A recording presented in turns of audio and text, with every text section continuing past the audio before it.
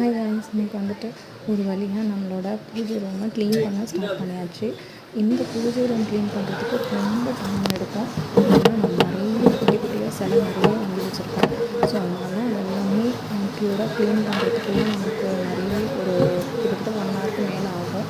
So நான் இருக்கிற எல்லா படத்தையும் எடுத்து க்ளீன் பண்ணிவிட்டு எல்லாத்துக்குமே வந்து ஃபஸ்ட்டு நான் தனியாக துணி வச்சு துடைச்சிட்டு அதுக்கப்புறம் மறுபடியும் ஈர துணி வச்சு நல்லா துடைச்சிட்டு அதுக்கப்புறம் வந்துட்டு ஃபுல்லாக வைப் பண்ணிவிட்டு பொட்டு வச்சுடுவேன். ஸோ இப்போ வந்து க்ளீனிங் ஒர்க் ஓரளவு பாஸ் பண்ணியாச்சு. ஸோ நெக்ஸ்ட்டு வந்து பார்த்திங்கனாக்கா நம்மளோட பூஜை ஜாமான் இருக்கு இல்லைங்களா. ஸோ பூஜை ஜாமான்கிறதும் ஜாஸ்தி தான் நான் வச்சுருக்கேன். ஸோ அதெல்லாமே நான் க்ளீன் பண்ணுறதுக்கு ரொம்ப டைம் எடுக்கும். ஸோ இந்த பூஜை ஜாமானும் கொஞ்சம் கொஞ்சமாக நான் வந்து க்ளீன் பண்ண ஆரம்பித்தேன். கிட்டத்தட்ட எனக்கு 1.5 hours ஆயிடுச்சு.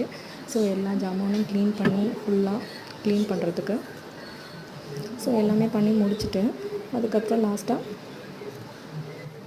அரேஞ்ச் பண்ணி வைப்போம் இல்லையா. ஸோ அந்த மாதிரி அரேஞ்ச் பண்ணி நான் ப்ராப்பராக வைக்கணும்னு சொல்லி அரேஞ்ச் பண்ணேன். பட் இப்போ எனக்கு வந்து கொஞ்சம் ஸ்பேஸ் வந்துட்டு ரொம்ப நெருக்கமாக இருக்கிற மாதிரி இருக்குது. ஏன்னா நிறைய ஜாமான் வச்சுருக்கிறதுனால ஸ்பேஸ் கொஞ்சம் நெருக்கிற மாதிரி இருக்குது. ஸோ அதனால் நான் கொஞ்சம் திங்ஸ்லாம் ஆல்ட்ரு பண்ணி சுவாமி படத்தை எல்லாமே ஆல்ட்ரு பண்ணி இந்த மாதிரி டெக்கர் பண்ணி வச்சுருக்கேன். ஸோ இதுக்கு முன்னாடி இருக்க வீடியோஸ்லாம் பார்த்திங்கன்னா பிள்ளையார்லாம் இந்த மாதிரி சிலை வச்சுருக்கேன் இல்லையா. ஸோ அதெல்லாம் கீழே வச்சுருப்பேன். பட் இதில் எல்லாமே நான் கொஞ்சம் பிள்ளையார்லாம் இருக்கிறதே தெரிய மாட்டேங்குது அப்படிங்கிறதுனால நான் கொஞ்சம் மேலே எடுத்து வச்சுட்டு கொஞ்சம் ப்ராப்பர் அரேஞ்ச் பண்ணியிருக்கேன். இதில் வந்து பார்த்திங்கன்னா எல்லாமே நல்லா க்ளீன் பண்ணிட்டதுக்கப்புறம் மஞ்சளும் சந்தனமும் கலந்து நம்ம மிக்ஸ் பண்ணி மஞ்சள் போட்டு வச்சோம் அப்படின்னாக்கா ரொம்ப அழகாக தெரியுது. ஸோ அந்த மாதிரி வேணால் ட்ரை பண்ணி பாருங்கள்.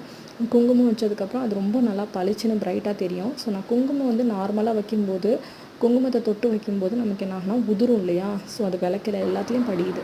ஸோ அது இல்லாமல் நம்ம என்ன பண்ணலாம் அப்படின்னா குங்குமத்தில் லைட்டாக தண்ணி மிக்ஸ் பண்ணி லைட்டாக நம்ம வச்சோம் அப்படின்னா அது கீழே உதிராது. கீழே குங்குமமும் உதிரத்துக்கு வாய்ப்பு கிடையாது. ஸோ என்ன ட்ரை பண்ணி பாருங்கள்.